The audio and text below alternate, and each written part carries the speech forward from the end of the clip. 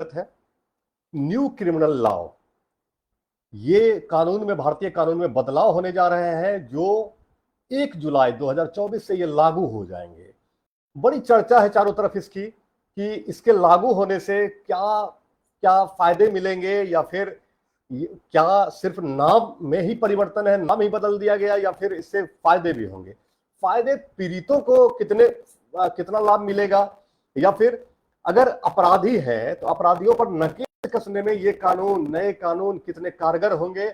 इन सारे, जैसा कि एक संक्षेप में आपको बता दें कि इस कानून में पहले जहां भारतीय दंड संहिता, इंडियन पिनल कोड, आईपीसी था, उसका नाम बदल दिया गया है। नाम बदला है, भारतीय न्याय संहिता हो गया है, वो बीएनएस हो गया है।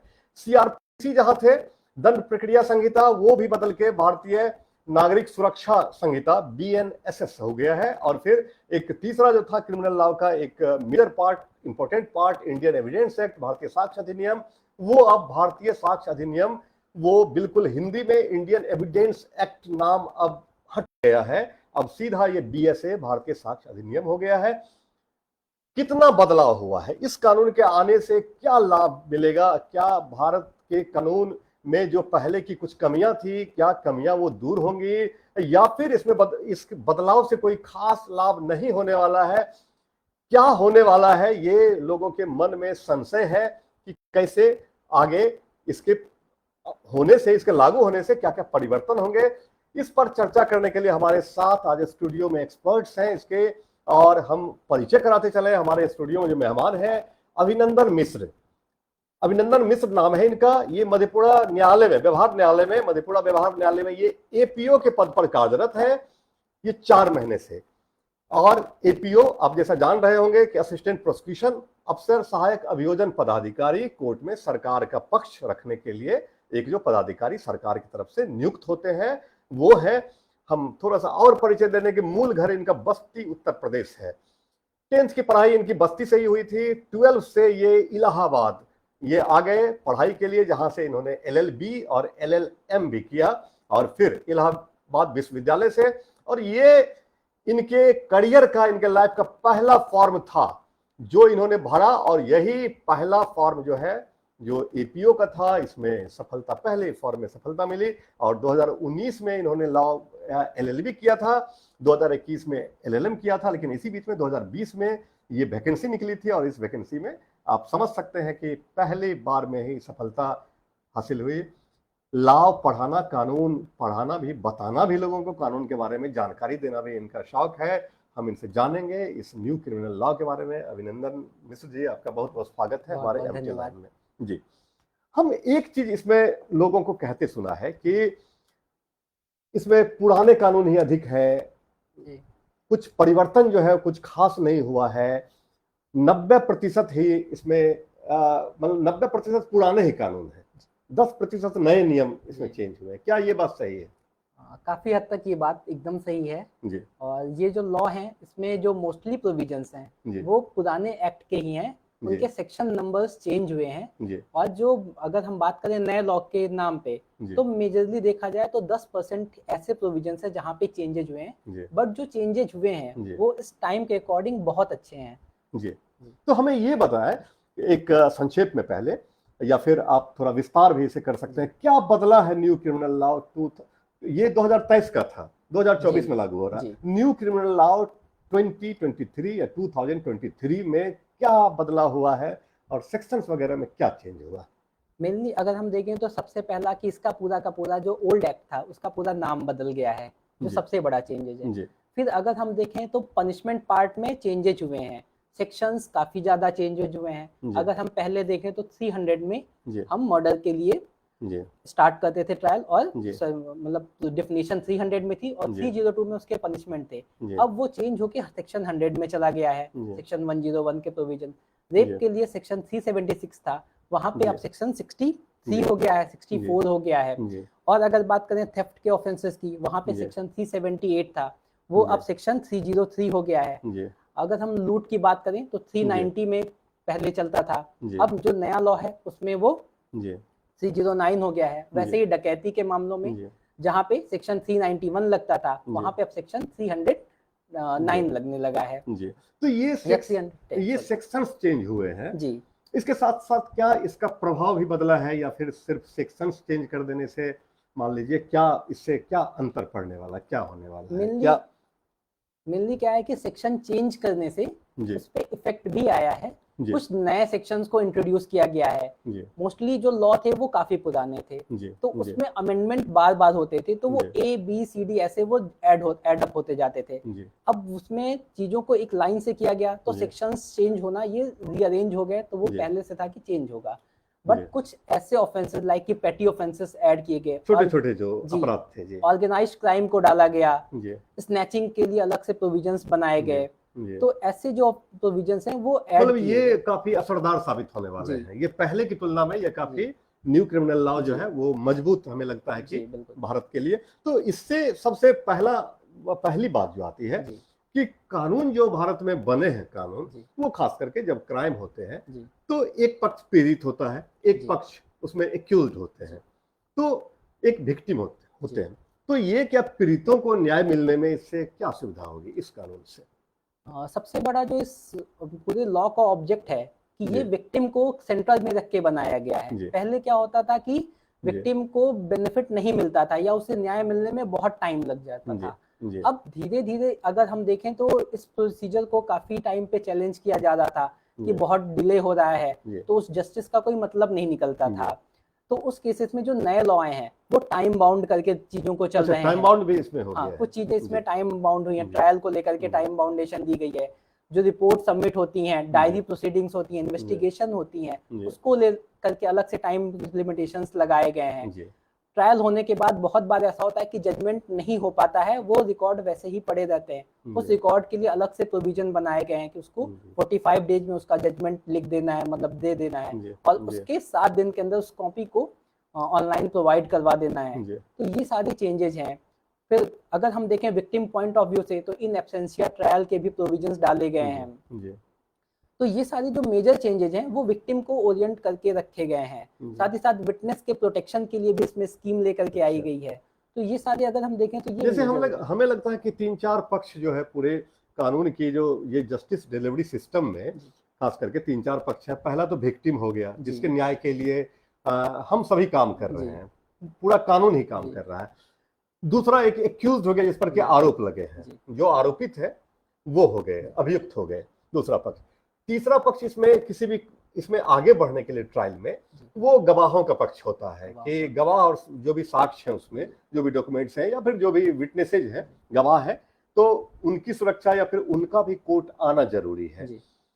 चौथे पक्ष में मान लीजिए हम रख लेते हैं कि जो एडवोकेट्स होते हैं या फिर सरकार की तरफ से, जैसे आप हैं या फिर आप जैसे हैं जो सरकारी वकील हैं, एक्यूज की तरफ से एक्यूज के डिफेंस लॉयर हैं, और तीसरा जो है वो जो जजेज हैं जो बैठे हैं कुर्सी पर, जिन्हें जजमेंट लिखना है, जस्टिस डिलीवरी करनी है उनको। तो ये तो एक मैन में देखें कि एक मतलब इसके व्यक्ति के लिहाज से अगर देखें तो प्रोसिक्यूशन है, डिफेंस है, जजेज हैं, लेकिन उसके अलावे भी केस में विक्टिम है, एक्यूज्ड है और विटनेसेज है। तो ये सभी मिल करके इसमें आगे, तो हम एक चीज जानना चाहते हैं कि ये बदलाव जो 1 जुलाई से ये लागू हो जाएंगे, ये कितना प्रासंगिक है ये, और इसकी कितनी जरूरत थी इसकी? जैसे हम देखें कि हमारा जो सिनेरियो है वो काफी बदल रहा है। आजकल सब कुछ आईटी पे पूरा डिपेंड होते जा रहा है।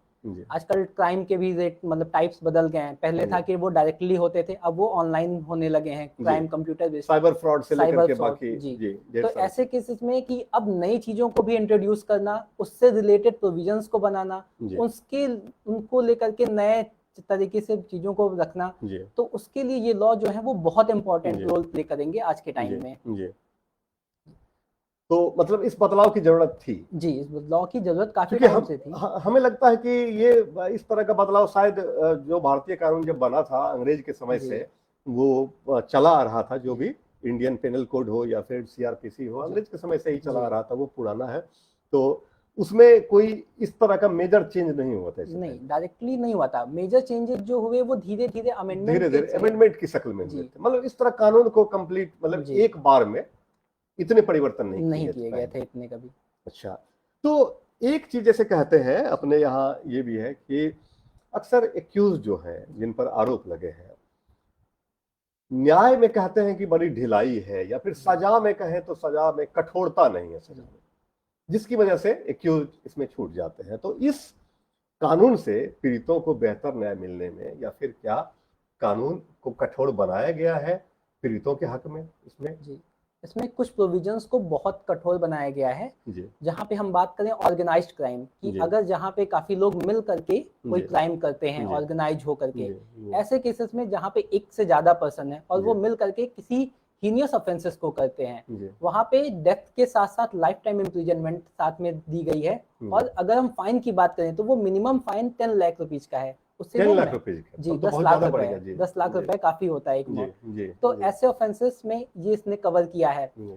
स्नैचिंग की अगर हम बात करें तो ये बहुत कॉमन था, पहले इसको थेफ्ट में इंक्लूड किया जाता था। अच्छा, बट मतलब हाँ, छीनने को, छीनने छीना को, झपटी, जी, छीना झपटी जो पहले चोरी के चोरी को कैटेगरी छीना, में लाया जाता था। जी। जी अब उसके लिए अलग से एक डेडिकेटेड सेक्शन बनाया गया, उसके अच्छा। लिए 3 साल तक की सजा का प्रोविजन भी जी डाला गया है, जी फाइन से भी इसको किया गया है। जी फिर अगर हम बात करें कि जुडिशरी में जो जजेस की पावर थी, उन जजेस की पावर को भी बढ़ाया गया है। जी पहले जो जुडिशियल मजिस्ट्रेट फर्स्ट क्लास होते थे, जी। वो 3 साल तक की सजा और 10,000 रुपए तक का फाइन देते थे, जी, दे सकते थे, कर उनकी सकते थे। जी कर सकते थे। जी अब वो फाइन बढ़ा करके 50,000 रुपए तक कर दिया गया है। जी और वहीं पे अगर हम बात करें सेकंड क्लास के जजेस की, जी तो वो 1 साल तक की सजा और 5,000 रुपए तक का फाइन देते थे, जी वो फाइन को बढ़ा करके 10,000 रुपए तक किया गया है। जी तो ये कुछ ऐसे बड़े बदलाव हैं जो किए गए हैं। जी साथ ही साथ इन एब्सेंशिया ट्रायल की बात की गई है, जी किसी चीज को टाइम बाउंड कर देना, जी उसको भी काफी हद तक कवर किया गया है। जी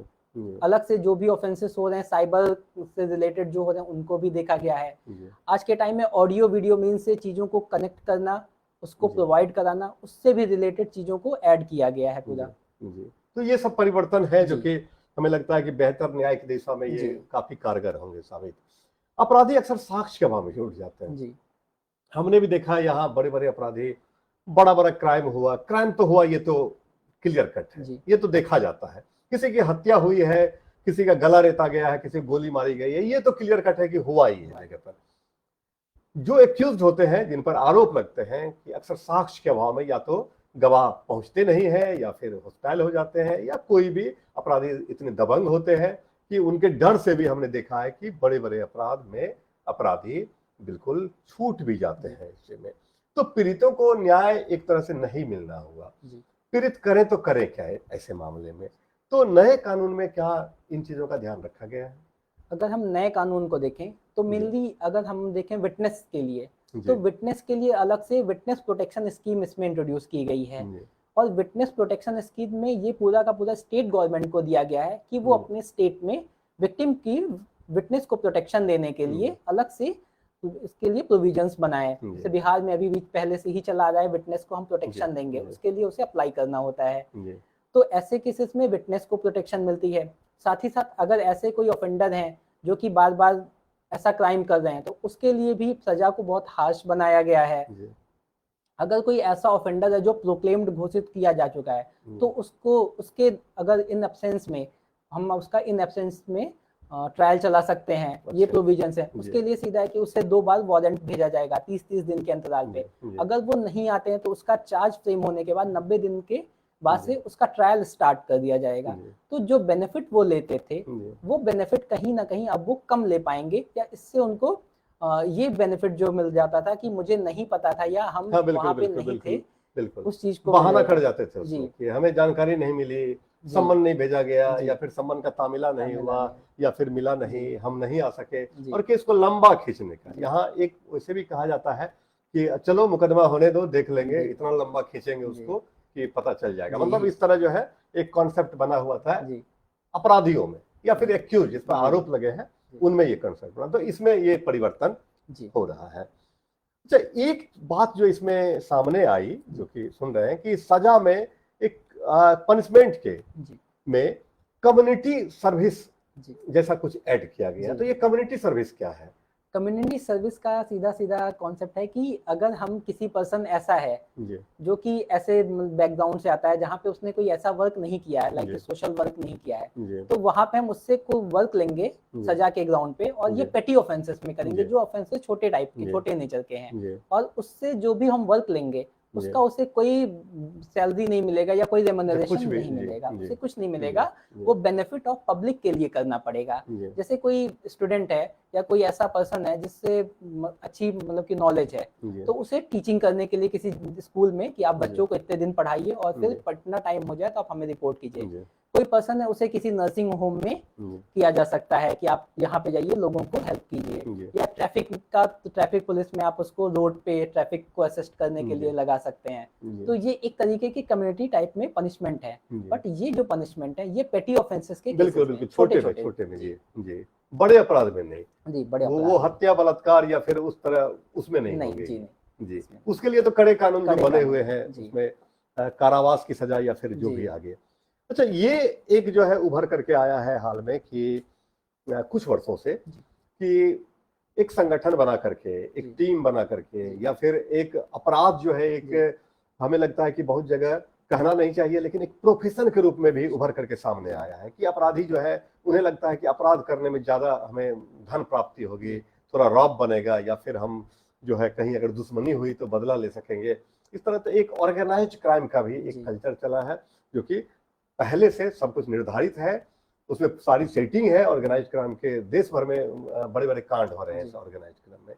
तो इसके लिए इस कानून में क्या प्रावधान किए गए?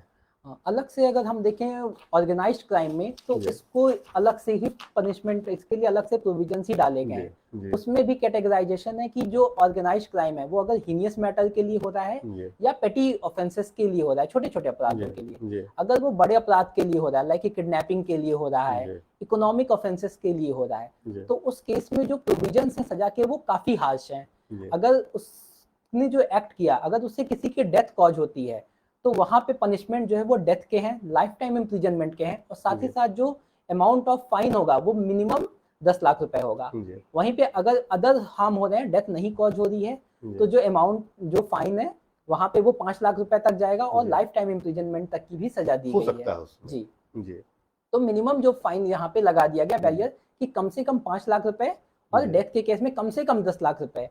ये इसका जो जी बड़ा चेंज है, जिससे जी कि काफी कुछ रुकेगा ऑर्गेनाइज्ड क्राइम में। जी। तो ये ऑर्गेनाइज क्राइम के लिए अलग से इसमें खास करके जी वो डाला गया है, इसमें जी नई व्यवस्था इसमें की गई है जी कि ऑर्गेनाइज क्राइम में क्या होगा। जी अच्छा, एक जो ये आता है कि बड़ी एक सामान्य सी समस्या है जी कि हम कहीं जाते हैं, कहीं कोई घटना हो जाती जी है, वहां हम एफआईआर दर्ज नहीं करा पाते हैं जी किसी कारण से। जी जैसे पटना गए और पटना में हमारे साथ कोई हादसा हो जी गया, हमें तुरंत फिर वापस मधेपुरा भी आना जी है। तो मधेपुरा जब आए, तो मधेपुरा में जब हम थाना गए या पुलिस गए, तो अक्सर ये सुनने को मिलता है कि आपके साथ तो पटना में क्राइम हुआ है, जी आप जाइए वहां एफआईआर दर्ज करवाइए। जी तो इस तरह एक हमें लगता है कि न्याय कहीं ना कहीं बाधित होता है ये। तो इसमें जीरो एफआईआर जी और साथ साथ इसमें ई एफआईआर जी। का, इसमें क्या कॉन्सेप्ट? हाँ, जीरो एफआईआर की जो बात आती है निकल के, जी वो पहले ललिता कुमारी के जजमेंट से आती है। ललिता कुमारी का केस था, जी, ललिता क्या कुमारी था वर्सेस वो? ललिता जी कुमारी वर्सेस स्टेट ऑफ यूपी का केस था, जी जिसमें एक फादर था, उसकी बेटी का एब्डक्शन हो गया, अपहरण हो गया था, जी जी और उसने बहुत सारे पूरे के पूरे प्रयास किए कि एफआईआर रजिस्टर हो जाए, जी बट एफआईआर रजिस्टर नहीं हो पाती है। जी और उसमें वो फाइनली सुप्रीम कोर्ट पहुंचता है रिट पिटीशन के थ्रू, जी और वहां पे सुप्रीम कोर्ट कहती है कि आपका कोई भी ऐसा मैटर हो जो वुमेन्स के अगेन होता है, जी वहां पे आपको एफआईआर कहीं पे भी लिखवा सकते हैं, और जी उसको मार्क किया जाएगा जीरो से, जिसे जी जीरो एफआईआर कहा जाता था, जी और उसको जो स्पेसिफिक ज्यूरिसडिक्शन है वहां पे भेज दिया जाएगा। जी नए लॉ में सीधा सीधा अगर हम 176 देखेंगे, तो ये प्रोविजन सीधा लिखा गया है जी। कि अब कहीं पे भी ऑफेंस हो, आप किसी भी थाने में आप उसकी मतलब सूचना दे भारत के सकते हैं, किसी भी थाने में? किसी भी जी थाने में आप सूचना दे सकते हैं। जी, वहां से वो सूचना आप जो कंसर्न ज्यूरिसडिक्शन होगा वहां पे वो भेज दी वो चला जाएगी। जाएगा, जो घटना स्थल का जो जी, क्षेत्र होगा वो। वहां पे पहुंचा भेज दिया जाएगा। जी और साथ ही साथ ई एफआईआर का कॉन्सेप्ट आया। जी ई एफआईआर का कॉन्सेप्ट अगर हम देखें, तो जो सबसे बड़ा प्रॉब्लम आती है जहां जी भी एफआईआर को लेकर के आता है, जी कि अगर कोई विक्टिम है तो उसका एफआईआर नहीं लिखा जाता है, जी जो कि डेली लाइफ में अगर हम देखें तो सुनने में ही मिलता है कि एफआईआर पुलिस नहीं लिख रही है, या एफआईआर किसी रीजन से नहीं लिखा जा रहा है। जी तो वहां पे EFIR जो है वो काफी रोल प्ले करेगा। अब पर्सन खुद अपनी FIR को ऑनलाइन रजिस्टर कर सकता है, खुद से कर सकता है, खुद से रजिस्टर कर सकता है, और उस रजिस्ट्रेशन के बाद उसे 3 दिन का टाइम रहेगा कि वो उस कंसर्न थाने में जाए, उसकी कॉपी पे अपनी सिग्नेचर करे और वो रजिस्टर कर सकता है FIR। तो EFIR एक तरीके से बहुत बड़ा रोल प्ले करेगा। तो इसमें तो जैसे कि सूचना का समय अक्सर FIR के कॉलम में रहता है कि सूचना का समय, तो जब वो ऑनलाइन अप्लाई करेगा तो सूचना का समय तो वही माना जाएगा इसमें। जी, जब वो सूचना के लिए अप्लाई करेगा। तो मतलब एक बात हुई कि हमने ये एक मतलब अपने पक्ष की बात होगी कि हमने इसकी सूचना थाने को दे दी, EFIR के रूप में हमने फला तारीख को दे दी इसकी सूचना। तो इस तरह हमें लगता है कि ये ज्यादा सुविधाजनक है ये, लेकिन फिर फिजिकली वहां जाना ही पड़ेगा, सिग्नेचर वगैरह उसको करने के लिए। बट उसके लिए जो टाइम है वो 3 दिन का टाइम, वो 3 दिन का समय, 3 दिन के अंदर जा करके ये कर सकता है। तो ये तो एक मतलब एक नई फैसिलिटी या फिर एक बड़ी सुविधा लोगों को मिली कि अब 0 FIR के तहत कहीं भी किसी भी थाने में FIR वो दर्ज करवा सकेंगे। कोई थाना ये नहीं कहेगा कि आपका घटना क्षेत्र वो है, आप वहां जाइए, यहाँ हम नहीं करेंगे, ऐसा तो नहीं होने वाला है। ऐसा नहीं है, मतलब थाना को लेना पड़ेगा। अच्छा, चलिए ये एक जो बात आपके बात से उभर करके आई है, हमने वो शब्द लिखे हैं कि इन एब्सेंशिया ट्रायल, मतलब कि ये जहां तक समझ पा रहे हैं कि अगर एक्यूज्ड, या आपने बताया भी है कि एक्यूज्ड अगर एब्सेंट है, अगर वो नहीं आ रहा है उसमें, तो क्या उसकी अनुपस्थिति में भी ट्रायल हो सकेंगे, जो कि पहले नहीं होता था जी। इसके लिए क्या इसमें बदलाव हो रहे हैं?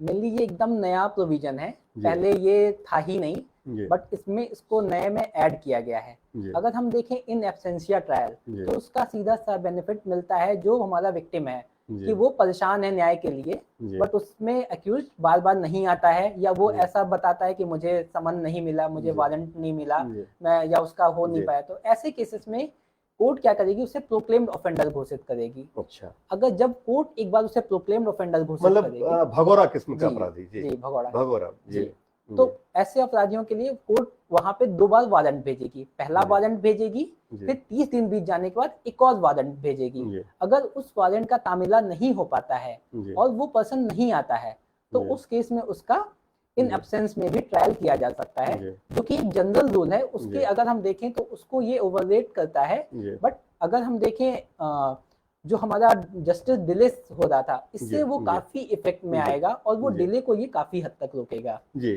कहा भी जाता था कि जस्टिस डिलेड जस्टिस डिनाइड, मतलब न्याय में देरी जो है वो न्याय ना मिलने के समान है। तो ये इसमें एक परिवर्तन है। अच्छा, केस डायरी के संबंध में खास करके अक्सर ये आरोप भी लगते थे कि केस डायरी पुलिस जो है वो नहीं लिख रही है, नहीं भेज रही है, भेजने में जानबूझ करके भी देर कर रही है, वगैरह वगैरह, जो भी एक जो विक्टिम की तरफ से खास करके आरोप लगते थे। केस डायरी के संबंध में इस कानून में क्या किया गया है? अगर हम केस डायरी को देखें तो अब तो सीधे प्रोविजंस बनाए गए हैं कि जो भी केस डायरी में प्रोग्रेस होगी उसको फोर्टनाइटली मजिस्ट्रेट के पास भेजना है। साथ ही साथ जो पुलिस इन्वेस्टिगेशन करेगी उसमें भी टाइम अलग से दिया गया है।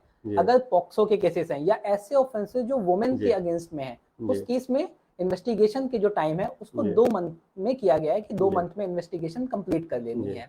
और बाकी अगर ऐसे ऑफेंसेस हैं वहां पे जहाँ पे वो डायरी लिख रहा है, उस डायरी को उसको फोर्टनाइटली भेजना पड़ेगा कंसर्न मैजिस्ट्रेट। मतलब 15 दिन के अंदर नहीं, फोर्टनाइटली मतलब कि वो बार-बार बार-बार मतलब जो भी प्रोग्रेस हो रहे हैं जी 15 दिन पर उसको अपना भेजते रहना है जी। तो ये एक परिवर्तन है जी। तो हमें लगता है कि जिस तरह खास करके कई सारे बेल की सुनवाई में या फिर जमानत के समय में जो है डायरी आने में देर होती थी, या फिर उसकी वजह से भी, हालांकि बहुत सारे कानून भी बने इसमें, तो लेकिन वो जो देर होती थी, तो अब इस नए कानून में हमें लगता है कि उसमें भी सुविधा होगी जी। या फिर जैसे अगर फोर्टनाइटली भेजने वाली बात है डायरी का प्रोग्रेस, तो एक बात ये भी हो सकती है कि एक जो आरोप लगते थे पुलिस पर कि इसमें डायरी को बाद में बदल दिया गया, एक अंत में बदल दिया गया, पहले ऐसे लिखा जा रहा था फिर पन्ने को बदल दिया गया, तो हमें लगता है कि वो भी आरोप अब नहीं लगेंगे। एक तो वो भी आरोप नहीं लगेंगे, दूसरा कि जब डायरी प्रॉपर्ली मजिस्ट्रेट के पास पहुंच रही है तो जो विक्टिम के साइड प्रोसिक्यूशन है वो उस डायरी को यूज करके काफी हद तक चीजों को क्लैरिफाई कर सकता है। तो जो जस्टिस में देरी होती थी उसको उस टाइम को भी यहाँ पे कम किया जा सकता है। तो केस डायरी का ये इफेक्ट अगर हम देखें तो मेजर इफेक्ट पड़ने वाला है इसका। ये एक लाभ है, हमें लगता है कि ये विक्टिम के साइड है, मतलब न्याय मिलने में एक काफी सहूलियत होने वाली है। टिप्पणी आ रही है, राजेश कुमार सिंह जी लिख रहे हैं एक्सेलेंट इनसाइट्स। मीनाक्षी सिंह लिख रही हैं very well explain, perfect video for awareness at the perfect time. ये परफेक्ट टाइम हमने इसलिए रखा है कि अब मात्र इसमें आज 27 तारीख है और 1 जुलाई से ये नया कानून, भारतीय कानून ये नया लागू होने जा रहा है, न्यू क्रिमिनल लॉ ये लागू होने जा रहा है। और इसमें जो बदलाव है ये समाज के हर हिस्से पर इसका प्रभाव पड़ेगा, और खास करके जहां क्राइम हो रहे हैं, जो विक्टिम है, जो पीड़ित है, जो एक्यूज है, उन्हें यह जान लेने की आवश्यकता है कि अब जो है न्याय मिलने में सहूलियत होगी और अपराधियों पर नकेल कसने में भी कानून के द्वारा ये भी बात होने जा रही है।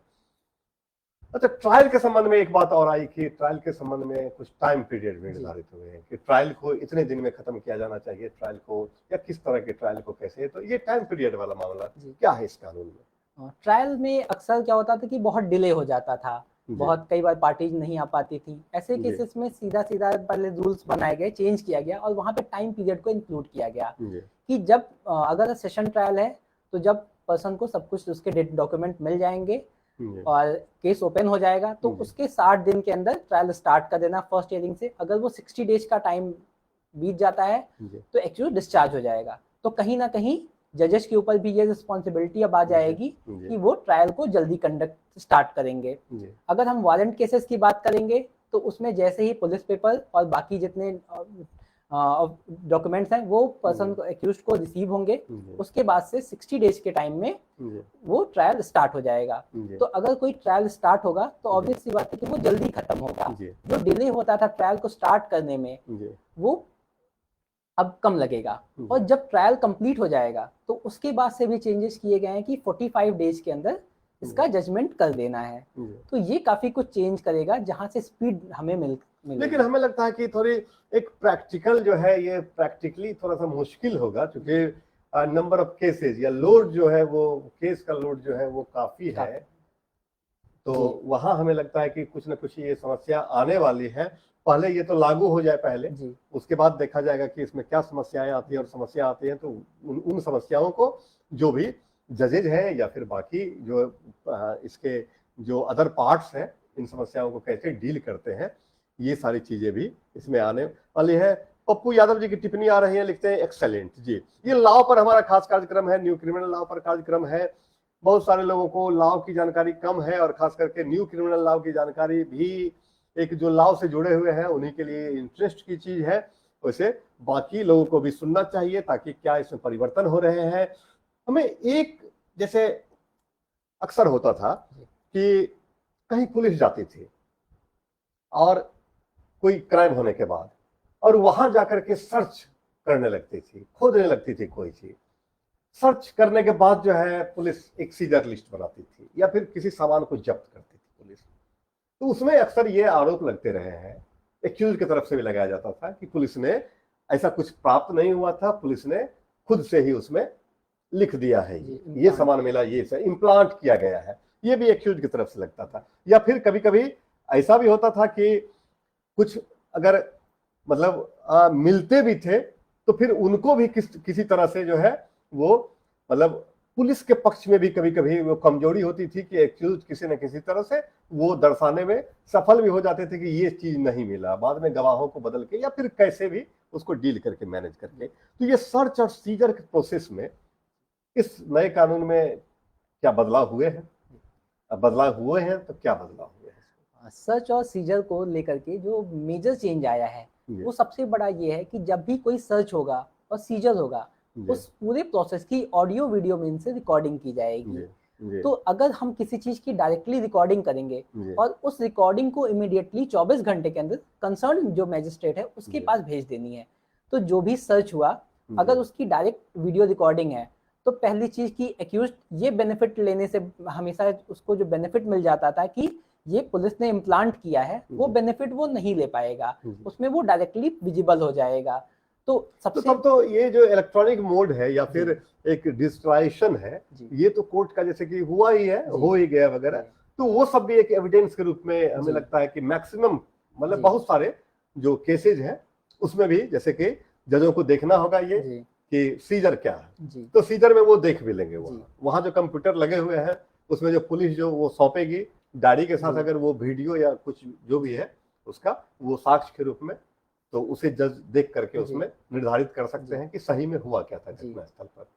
इसका ये सबसे बड़ा रोल है, वो यही निकल के आएगा। जी। और ट्रायल में भी जो भी चीज़ें चलेंगी वहाँ पे भी इस चीज़ को जो भी प्रोसिक्यूशन के विटनेसेस होंगे या डिफेंस के विटनेसेस होंगे, जी। इनकी भी पूरी की पूरी अब रिकॉर्डिंग होगी। जी। जो भी विटनेसेस आएंगे उनकी जो जी। भी बातें होंगी, जो भी चीज़ें जी। रिकॉर्ड होंगी, वो ऑडियो जी। वीडियो फॉर्म में होंगी। जी। तो कुल मिला के अगर हम ये देखें तो सच में अगर वीडियो मोड आ गए या ऑडियो वीडियो इलेक्ट्रॉनिक मीडियम जी। से अगर करा जाता जी। है, जी। तो काफ़ी हद तक इस चीज़ को बचाया जा सकता है कि जो केस सिर्फ जब टीजर लिस्ट पे जी। या कुछ मिला नहीं या इम्प्लांट किया गया, इस बेसिस पे जो चेंज वो चीज उसमें पता चल जाएगा, जी। उसमें क्लियर हो जाएगा जी। उसमें कि क्या कुछ हुआ है जी। वहाँ। तो इससे हमें लगता है कि एक निर्दोष को फंसाने वाली अगर बात कोई जी। होती है तो निर्दोष उसमें बच जाएंगे जाएगा। उसमें। जी। और फिर अगर निर्दोष बचना चाहता है और वो मतलब एक्यूज अगर बचना चाहता है और सही में उसने ऐसा किया है जी। तो वो बच नहीं पाएगा। तो ये एक हमें लगता है कि एक जो होना चाहिए था, ये परफेक्शन की तरफ ये बढ़ने वाले कुछ जो है न्यू क्रिमिनल लॉ में वो चीजें आई हैं। एक बार इससे पहले कि हम अगले प्रश्न की तरफ से जाए, एक बार सेक्शन जो है मेजर सेक्शन जी।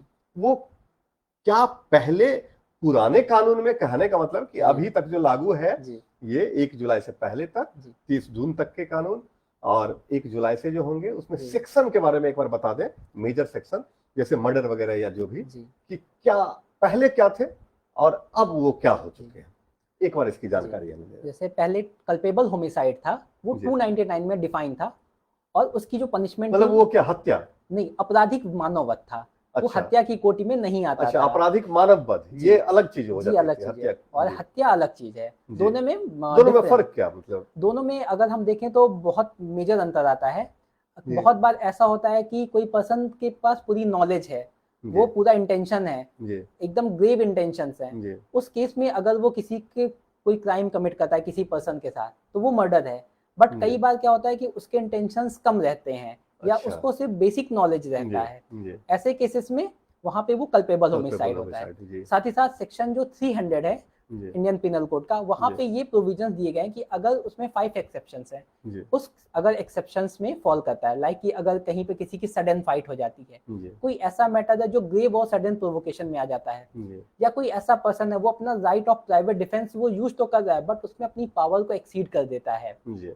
या जहाँ पे लोग मेजर हैं, एडल्ट हैं और वो जी। खुद ये चाहते हैं कि हम एक दूसरे को मार दें या हमें कोई मार दे, तो ऐसे केसेस में जी। वो कल्पेबल होमिसाइड में आएगा। जी। बट अगर हम मर्डर की बात करें तो वो एक ग्रेव जो उसका फॉर्म है वो मर्डर में आ जाता है। जी। तो पहले जो मर्डर था वो 300 में उसकी डेफिनेशन थी, 302 में उसके पनिशमेंट थे। जी। अब जो जी। प्रोविजंस हैं उसमें 101 में ये जी। पूरा का पूरा चला गया है, सेक्शन जी। 101। तो ये जी। काफी बड़ा चेंज है कि पहले हम 300 में पढ़ते थे, अब वो 101 में पढ़ते हैं। जी। रेप की अगर बात करें तो पहले जी। 375 में ये डिफाइन किया गया था और जी। इसके जो पनिशमेंट थे जी। वो 376 में थे। जी। 376 में फिर लेटर ऑन अलग अलग क्लॉजेज बनाए गए, A B C D G. जैसे जी। चेंजेज आते गए। हमें लगता है वो दिल्ली वाली जो जी। घटना हुई थी उसके बाद जी, से फिर दिल्ली एक वाला हुआ परिवर्तन। था, वहां से स्टार्ट, वहां से भी आया। जी। फिर जो जम्मू कश्मीर में कठुआ का हुआ था वहां से जो चाइल्ड रेप के थे वहां पे चेंजेज आए। तो अब उसको पूरा का पूरा अमेंडमेंट को एक लाइन से सेक्शन में कर दिया गया है। अगर हम उसे देखें तो सेक्शन 63 है, 64 है, 65 है, ये सब रेप के केसेस में पनिशमेंट के प्रोविजंस को डील करते हैं। कल्पेबल होमिसाइड ऑलरेडी 299 में था, अब वो 100 में जा चुका है। ग्रीवियस हर्ट, किसी को जब बहुत ज्यादा चोट पहुंचाना जी, पहले वो 320 में था, अब उसके जो प्रोविजंस हैं वो 116 में चले गए हैं। साथ ही साथ इसमें एक क्लॉज ये था कि अगर कोई पर्सन है और वो 20 दिन से ज्यादा किसी चोट, उस इंजरी की वजह से वो पीड़ा में रहता है, तो उस केस में उसको ग्रीवियस हर्ट माना जाएगा। अब उस अब जो हुआ है, नहीं, पहले 20 दिन का था, अब उसमें चेंजेस किए गए हैं और वो 20 दिन के टाइम 15 दिन किया गया है। 20 दिन अगर हम देखें तो काफी पुराना एक्ट था, मतलब एक तरह से अगर हॉस्पिटलाइज वो 15 दिन से जी, तो उसे माना जाएगा, तो माना जाएगा कि उसे गंभीर क्षति थी। जी, तो उस केस में भी अगर देखें तो यहाँ पे चेंजेस आए हैं, क्योंकि पहले हमारे पास मेडिसिन या हॉस्पिटल की फैसिलिटीज इतनी नहीं थी। आज के टाइम पे हॉस्पिटल फैसिलिटीज बहुत अच्छी हो गई हैं, मेडिकल फैसिलिटीज बढ़ गई हैं, तो 20 दिन का टाइम एक अच्छा टाइम माना जाता है। जनरली लोग उस टाइम से पहले ही रिकवर हो जाते हैं, इसीलिए इस टाइम को 15 दिन किया गया कि अगर कोई पर्सन को चोट लगी और वो 15 दिन से कोई सीरियस इंजरी हुआ है तो वो 15 दिन से ज्यादा की होगी, जी। तो वहां पे वो ग्रीवियस हर्ट का बनेगा। जी। फिर जो सबसे एक चर्चा में रहता था डिफेमेशन, जो कि 493 से मानहानि जो कोई जी है, मानहानि जी किसी पर कोई बात हुई तो कहे, एक लोग धमकाते भी थे जी कि हमारे बारे में उसने ऐसा कह दिया, मानहानि का मुकदमा जी उस पर ठोकेंगे हम। जी, जी तो उसके सेक्शन भी चेंज हुए जी हैं। पहले वो 499 से 503 तक पूरा डील करता था। जी। अब जी। उसके लिए सिर्फ एक सेक्शन 356 किया गया है जी। और उसमें वो पूरा डेफेमेशन का क्लॉज डील जी। करता है। जी। स्नैचिंग के लिए ये पूरा नया है, 304 सेक्शन में इसके नए प्रोविजंस डाले जी। गए हैं डायरेक्टली स्नैचिंग के मतलब लिए। नया ये सेक्शन ही बन गया है। जी स्नैचिंग जी 303 में मतलब अब ये हम नहीं कहेंगे कि आईपीसी का सेक्शन इतना, नहीं ये एकदम न्यू है। अब कहेंगे भारतीय बीएनएस, जी भारतीय न्याय संहिता बीएनएस का सेक्शन। जी। आईपीसी भूल जाइए, जी। अब जो है हमें आईपीसी भूल जाना जी होगा, सीआरपीसी भूल जाना जी होगा, अब जो है बीएनएस कहना होगा। जी। बीएनएस की धारा इतनी। जी और जी। सीआरपीसी में वैसे ही हमें बीएनएसएस करना पड़ेगा, भारतीय नागरिक सुरक्षा जी संहिता। सीआरपीसी भूल जाएंगे आप, पहले जो कहते थे सीआरपीसी की धारा इतनी या दंड प्रक्रिया संहिता की धारा, उसे भूल जाना पड़ेगा, बीएनएसएस हो गया। जी ये देखिए सारे शब्द बदल गए हैं, टर्म बदल गए हैं, कानून में ढेर सारे बदलाव हुए हैं, सेक्शंस ढेर सारे चेंज हो गए हैं, बहुत सारे सेक्शन। अच्छा, जैसे बहुत सारे सेक्शन थे, तो क्या ये सब सेक्शन चेंज हुए या पूरे जितने आईपीसी में जितने सेक्शन थे सारे चेंज हुए? लगभग देखें तो सारे सेक्शंस चेंज हुए हैं, क्योंकि बहुत ऐसे सेक्शन फिर क्रम बिगड़ेगा। हाँ जी। तो चेंजेस किए गए हैं। पहले जो वुमेन और चाइल्ड के ऑफेंसेस को पूरा अलग से चैप्टर में ही किया गया है। पहले वो अगर हम देखें तो बॉडीली ऑफेंसेस की कैटेगरी में या ह्यूमन को जो अफेक्ट करते थे उसमें वो आते थे। अब स्पेसिफिक चैप्टर किया गया है, उस चैप्टर में सिर्फ वुमेन चाइल्ड से रिलेटेड जो ऑफेंसेस है उसको अलग से रखा गया है। तो ये भी एक इसका कैटेगराइजेशन है। तो सेक्शंस चेंज हुए हैं, काफी कुछ चेंज हुआ। अगर हम देखें तो अप्रॉक्स सेक्शन लगभग सारे चेंज हुए हैं, बट वही है कि कुछ जो मेजर सेक्शंस हैं वो हमेशा से यूज में आते रहते हैं, और साथ ही साथ बहुत सारे ऐसे सेक्शंस हैं जो न्यूली इंट्रोड्यूस किए गए हैं। और फिर जैसे एक आपने बताया कि ऑर्गेनाइज्ड क्राइम का भी अलग से सेक्शन ही बन गया है, सेक्शन 111 ये 111 ऑर्गेनाइज्ड क्राइम को उसमें रख दिया गया है। जी टिप्पणी आ रही है, लालेंद्र कुमार यादव जी लिख रहे हैं, सर को मधेपुरा टाइम्स को लाइव करने को लेकर बहुत बहुत बधाई। बहुत बहुत शुक्रिया लालेंद्र जी।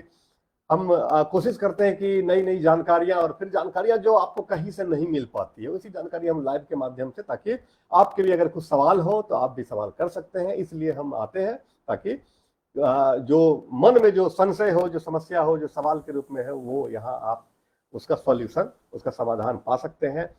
हमें एक चीज बताइए, हम समापन की तरफ बढ़ेंगे, और कि ये तो कानून में बदलाव हो गए, ये बदल गया, उसमें इन एब्सेंशिया ट्रायल जैसा एक जो है, और मतलब एक नया टर्म आ गया इसमें, जो कि अब एक्यूज नहीं भी रहेंगे, अब भागे भी रहेंगे। अगर जो आरोपी हैं भागे भी रहेंगे, फिर भी उन पर सजा होगी, और अंत में जब सजा होगी या फिर पूरा ट्रायल होगा तो उसके बाद उनको खींच करके कानून ले आएगी और फिर जेल में डाल देगी सजा भुगतने के लिए।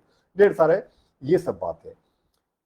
लेकिन जजेज के पावर में क्या कोई परिवर्तन हुआ है, बढ़े हैं? जी जजेज में अगर हम देखें तो पहले अगर हम टर्म देखते थे तो एक टर्म आता था असिस्टेंट सेशन जज का, ऐसे जो टर्म थे इनको हटा दिया गया है। मेट्रोपॉलिटन मजिस्ट्रेट थे, इनको हटा दिया गया है, क्योंकि वहां पे क्लैश होता था, क्योंकि ये पहले के टाइम पे था और तब पॉपुलेशन कम थी, और सिर्फ अगर हम देखें तो मेट्रोपॉलिटन सिटीज की पॉपुलेशन ज्यादा थी। अब ऐसी बहुत सारी सिटीज हैं जो मेट्रोपॉलिटन की कैटेगरी में भी नहीं आती हैं, बट वहाँ की पॉपुलेशन बहुत ज्यादा है, तो इन टर्म को हटाया गया है। साथ ही साथ अगर हम जजेस की पावर की बात करें तो सीजीएम के पास ऑलरेडी जो पावर थी वो वही है, बट जीएम जो फर्स्ट क्लास होते हैं, न्यायिक मजिस्ट्रेट फर्स्ट क्लास के और सेकंड क्लास के, इनकी पावर में जो पनिशमेंट था या फाइन में चेंज किया गया है। पहले जो 10,000 तक के फाइन देते थे जीएम फर्स्ट क्लास, वो अब 50,000 हो गए हैं, और जो सेकंड क्लास थे उनको 5,000 तक का फाइन लगाने की पावर थी, उसको बढ़ा के 10,000 तक किया गया है।